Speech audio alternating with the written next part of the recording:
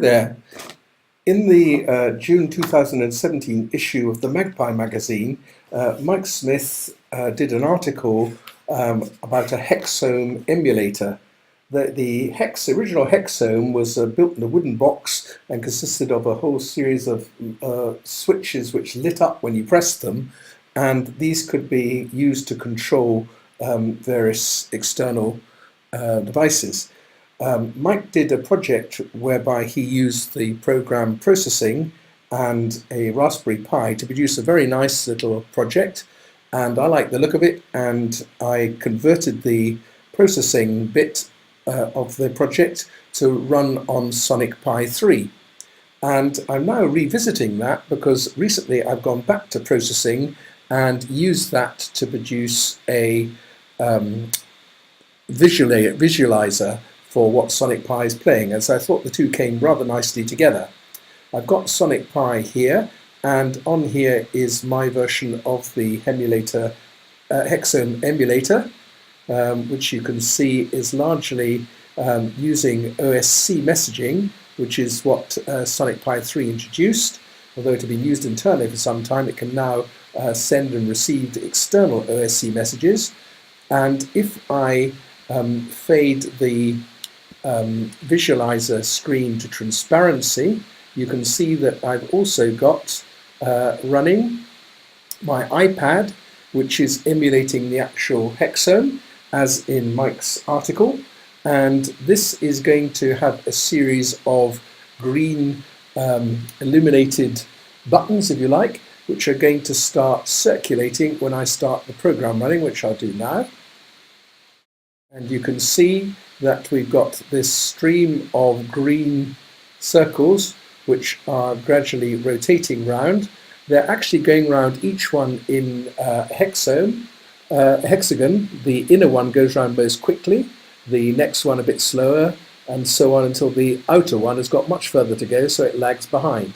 But every now and then the green circles line up, and what we can do is that we can actually press one of these positions on the Hexome, and then when the green circle goes over that point, which will be set orange, it will actually play a note.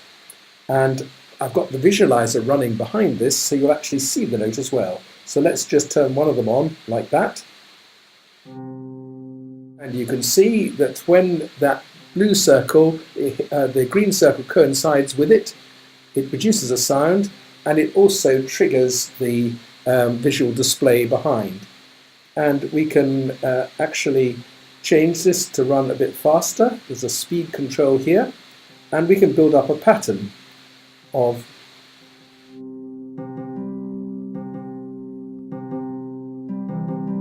so every time one of the green circles coincides with the blue one changes colour and it triggers a sound.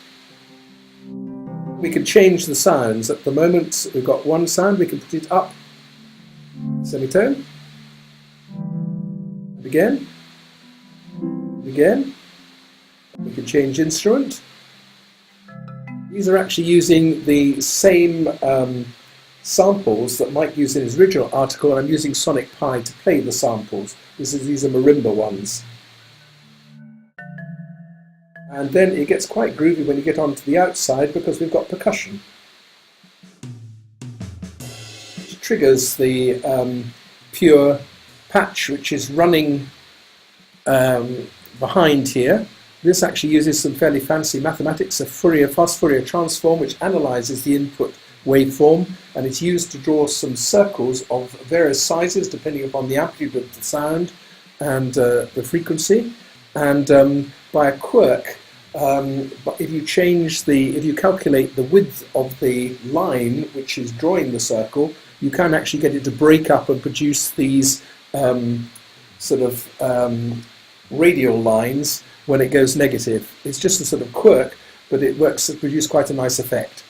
So let's just play around with this and try to show a different percussion setting there. We can cancel the pattern by pressing the red button in the middle and then start again, or just putting down some dots at random. Tapping.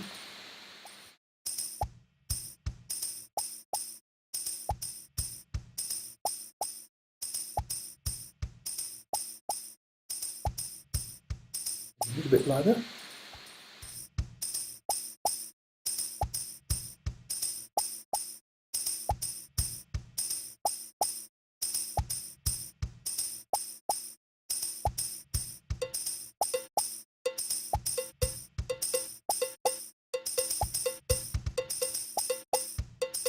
There's some really quite nice intricate rhythms with this.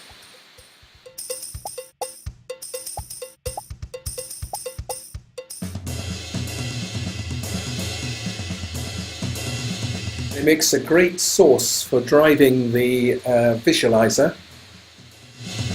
And of course, because the pattern is repeating, you'll get repeated display. So it's actually a great way to check out this visualizer. Slow it down.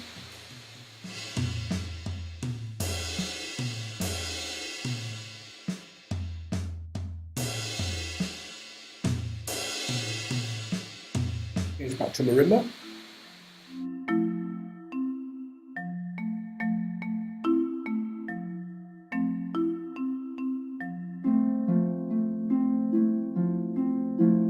Keep the sound down a bit.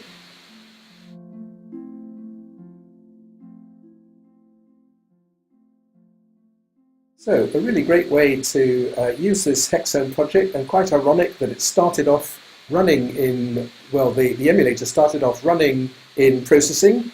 It then moved to SonicPi, which is actually driving processing again to produce the visual display.